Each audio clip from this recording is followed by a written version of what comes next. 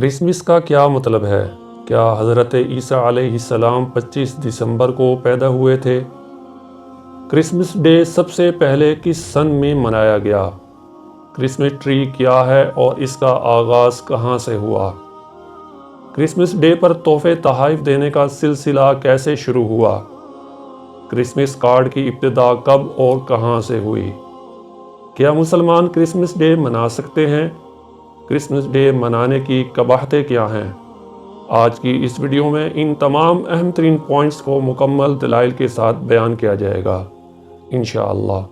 یہ ویڈیو بہت قیمتی اور معلوماتی ہے، آپ سب سے گزارش ہے کہ اس ویڈیو کو آخر تک ضرور دیکھیے۔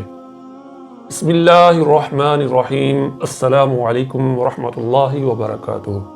سامعین و ناظرین، کرسمس دو الفاظ کرائسٹ اور ماس کا مرکب ہے۔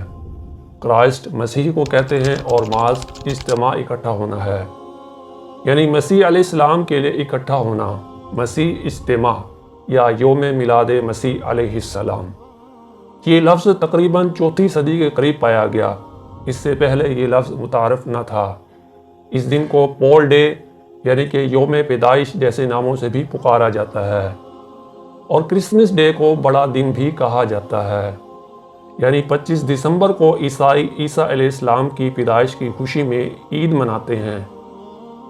گھروں کو سجایا جاتا ہے، نئے کپڑے پہنے جاتے ہیں، اور سب سے پہلے یہ دن 25 دسمبر 330 کو منایا گیا۔ اس دن کو منانے کے لیے عیسائی ایک دوسرے کو کرسمس کارڈ بھیجتے ہیں، اور اس دن کھانے پکاتے ہیں اور گھروں کی تزئین و آرائش کرتے ہوئے کرسمس ٹری درختوں کو روشنیوں سے سجاتے ہیں، اور اپنے گرجا گھروں میں جا کر مذہبی گیت گاتے ہیں۔ اور آج کل عیسائیوں کی یہ عید بڑے زور و شور سے منائی جاتی ہے۔ کیا عیسیٰ علیہ السلام دسمبر کو پیدا ہوئے؟ قرآن مجید کے مطابق ولادت مسیح کے لیے 25 دسمبر کی تاریخ بالکل ہی نامناسب ہے۔ سورہ مریم میں اس واقعے کی تفصیل ہمیں اس طرح ملتی ہے۔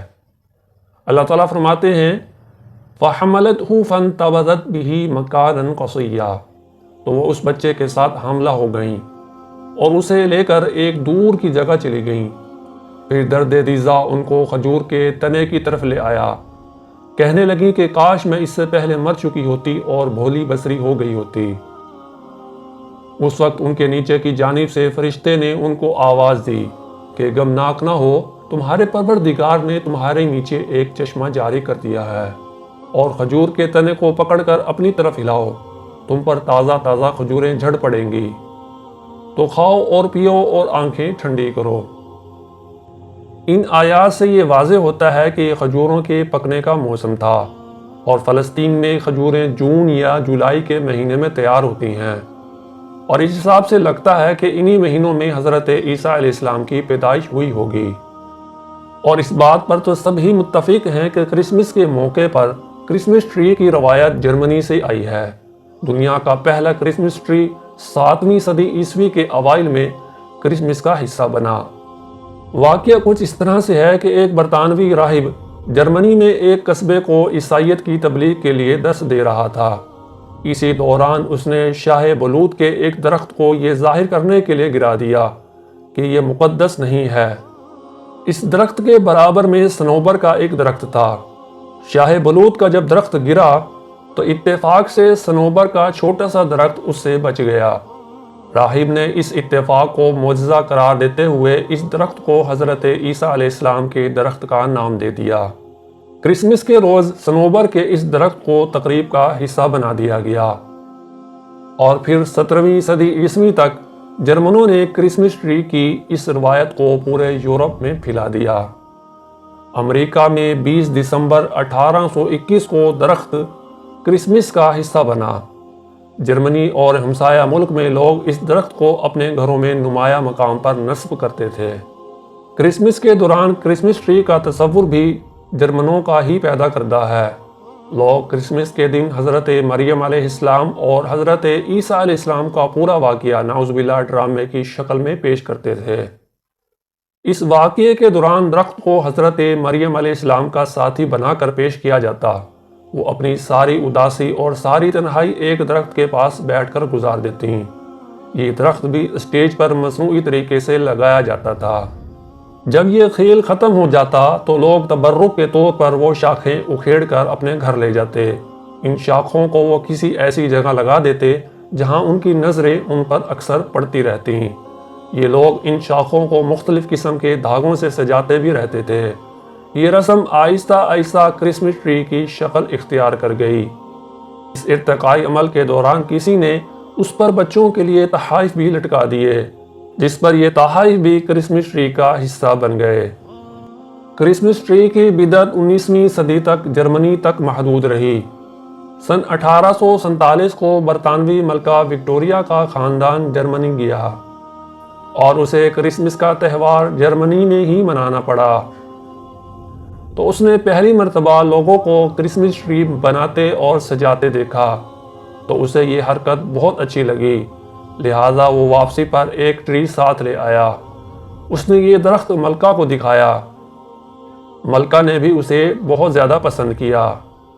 یوں 1848 میں سرکاری سرپرستی میں لندن میں پہلی مرتبہ کرسمس ٹری بنوایا گیا۔ یہ ایک دیو ہیکل کرسمس ٹری تھا جو شاہی محل کے باہر آویزاں کیا گیا تھا۔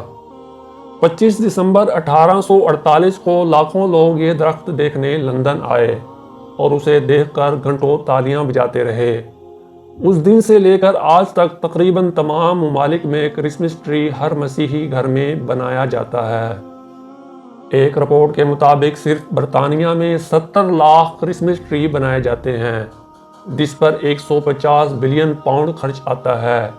200 بلین پاؤنڈ کے بلب اور چھوٹی ٹیوب لائٹس بھی نصب کی جاتی ہیں۔ کرسمس ٹری پر جلائی جانے والی لائٹس تقریباً پورا مہینہ جلائی جاتی ہیں۔ یوں صرف ایک ٹری پر 1000 پاؤنڈ یعنی کہ 1 لاکھ روپے تک کی بجلی جلتی ہے۔ یہ اعداد و شمار صرف برطانوی شہر کے ہیں، باقی آپ خود اندازہ لگا سکتے ہیں۔ کرسمس کا آغاز ہوا تو اس کی واحد فضول خرچی موم بتیاں تھیں، لیکن پھر کرسمس ٹری آیا، پھر موسیقی، پھر ڈانس اور آخر میں شراب بھی اس میں شامل ہو گئی۔ کرسمس کارڈ کی ابتدا 1843 میں برطانیہ میں ہوئی، جب ان کے معاشرہ میں ریلوے اور ڈاک کے انتظام سے انقلاب آ چکا تھا، اور ایک غالب خیال کے مطابق سب سے پہلا کرسمس کارڈ جان کالکوٹ ہورسلے نے 1843 میں اپنے ایک دوست سر ہنری کول کو بھیجا۔ یہ کارڈ پوسٹ کارڈ کی طرز کا تھا، جس میں 3 خانے تھے۔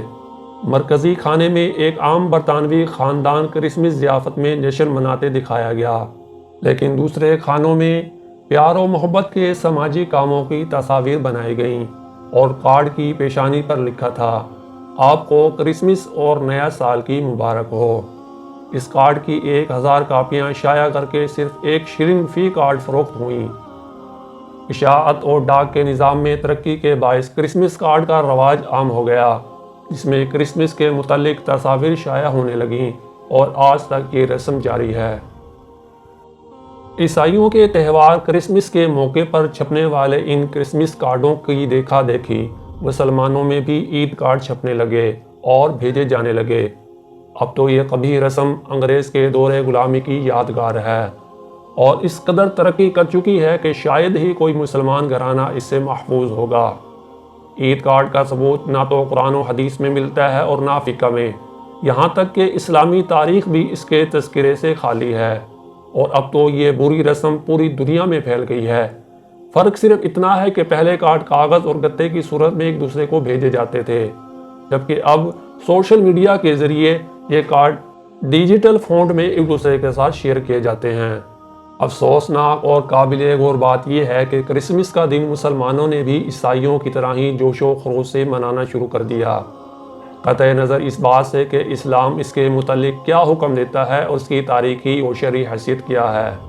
بس دیکھا دیکھی بعض مسلمان اسے مناتے ہی چلے آ رہے ہیں، ایسے ہی جیسے عیسائی اپنی خوشی کا اہتمام کرتے ہیں، بیان مسلمان بھی کرتے ہیں، اور اس کے لیے اہتمام اس حد تک بڑھ کر ہوتا ہے کہ زندگی اور موت کا مسئلہ بنا دیا جاتا ہے۔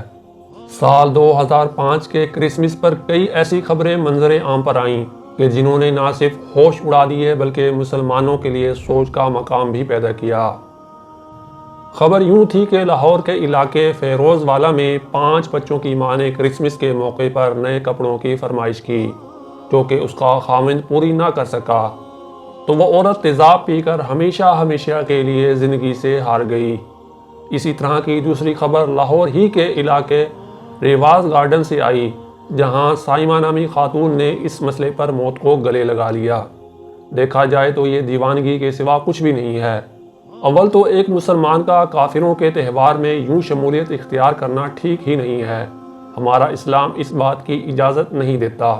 یوں اس کے لیے اہتمام کرنا تو ویسے بھی گناہ کو لازم کر دینے والی بات ہے، اور اس کے لیے اس قدر جہالت، دیوانگی اور خواہش کہ خود کو موت کے حوالے کر دینا بیوقوفی کے سوا کچھ بھی نہیں۔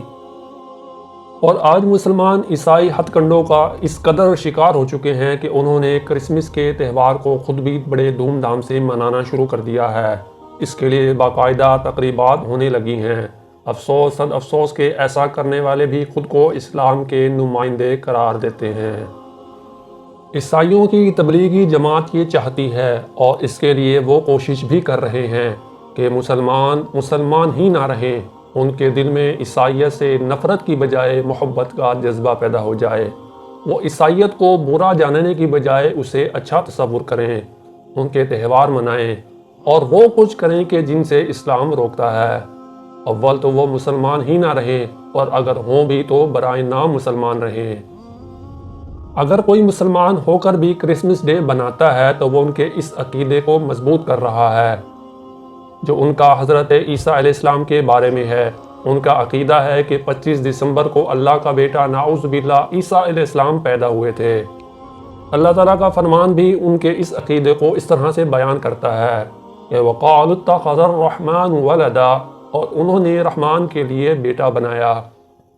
کیونکہ یہ ایک غیر اسلامی تہوار ہے اور خالصتاً نصارہ کا تہوار ہے جسے مسلمانوں کو منانے کی قطعاً اجازت نہیں، کیونکہ مسلمانوں کے خوشی کے تہوار خود رسول اللہ صلی اللہ علیہ وسلم نے بیان فرمائے ہیں، جیسا کہ عید الفطر اور عید الاضحیٰ۔ کرسمس ڈے منانا اور اس دن مبارکباد دینا کفار سے مشابہت ہے، جس کی وعید رسول اللہ صلی اللہ علیہ وسلم نے بیان فرمائی ہے کہ من تشبہ بقوم فہو من، کہ جو قوم کسی قوم کی مشابہت اختیار کرتی ہے وہ اس ہی میں سے ہے۔ اور اللہ تبارک و تعالی سورہ نساء آیت نمبر 144 میں ارشاد فرماتے ہیں یا ایھا الذین آمنوا لا تتخذوا الکافرین اولیاء من دون المؤمنین، کہ اے اہل ایمان، مومنوں کے سوا کافروں کو دوست نہ بناؤ۔ اور اسی طرح سورہ مائدہ کی آیت نمبر 2 میں اللہ تعالیٰ ارشاد فرماتے ہیں وَلَا تَعَاوَنُوا عَلَى الْإِثْمِ وَالْعُدْوَانِ، اور گناہ اور ظلم کی باتوں میں مدد نہ کیا کرو۔ وَاتَّقُوا اللَّهَ، اور اللہ سے ڈرتے رہو، إِنَّ اللَّهَ شَدِيدُ الْعِقَابِ، کچھ شک نہیں کہ اللہ کا عذاب بہت سخت ہے۔ اللہ تعالیٰ سے یہ دعا ہے کہ اللہ تبارک و تعالیٰ ہمیں کافروں کی مشابہت اختیار کرنے سے محفوظ فرمائے، اور آج کا جو بیان آپ کے سامنے کیا گیا ہے اللہ تعالیٰ اس کو سمجھنے کی توفیق نصیب فرمائے اور عمل کی توفیق نصیب فرمائے۔ صدقہ جاریہ سمجھ کر اس عظیم اور معلوماتی ویڈیو کو دوسرے لوگوں تک بھی شیئر کر دیں، اور اگر آپ کو ویڈیو پسند آئی ہے تو ویڈیو کو لائک کرنا مت بھولیں، اور اگر آپ اسی طرح کی بامقصد کہانیاں، بامقصد واقعات اور تاریخی واقعات سننا چاہتے ہیں تو ہمارے یوٹیوب چینل بامقصد کہانیاں ضرور سبسکرائب کر لیں اور بیل آئیکن کو آن کرنا نہ بھولیں۔ ملیں گے اگلی ایک اور بامقصد ویڈیو کے ساتھ، تب تک کے لیے اجازت دیجیے، اپنا بہت سا خیال رکھیے، ہمیں بھی دعاؤں میں یاد رکھیے۔ اللہ حافظ۔ السلام علیکم ورحمۃ اللہ وبرکاتہ۔